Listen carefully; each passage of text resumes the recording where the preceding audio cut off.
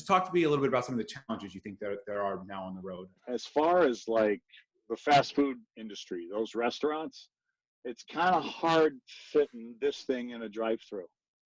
And that's the only thing that's open. So we can't frequent the fast food restaurant. I'm pleased to say that we worked with the state DOT and also the Federal Highway Administration to allow food trucks at state-owned rest areas. That would not normally be allowed under federal law, but given this emergency that we're in, and I think there's widespread recognition that the drivers are having trouble finding food. You just heard from one who said that. So the federal government said, if states want to allow food trucks to set up at rest areas to provide another option, they can do that. And Connecticut was one of the first states to do that. They jumped right on it. There have been what I would call some blunders by other states that got everyone's attention.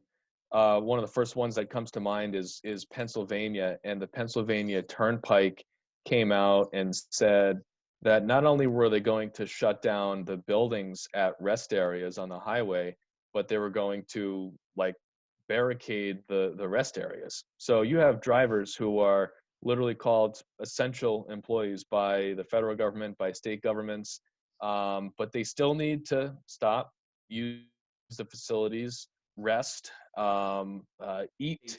What the federal government, you feel like, has been working as a good unit with the states and has been in communication. I know, of course, we're just one state, so you can't speak for everyone, but how's been your experience with the federal government? One state, who I would like to not name actually, but issued a ticket for a truck driver that had driven too many hours. Well, the federal government and his state government, by the way, said, no, you're responding directly to this emergency. You can go overtime a little bit.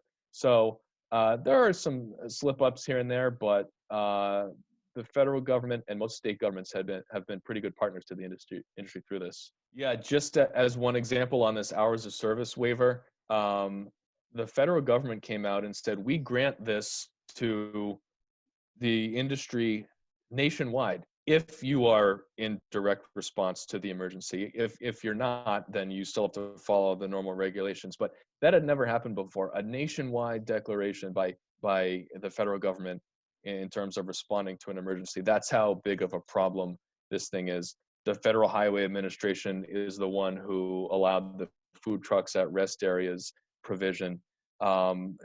Drivers have to get annual physicals in order to be certified to keep driving. Well, that's very difficult to do right now. And so the federal government gave state driver's licensing agencies flexibility on how to respond to that.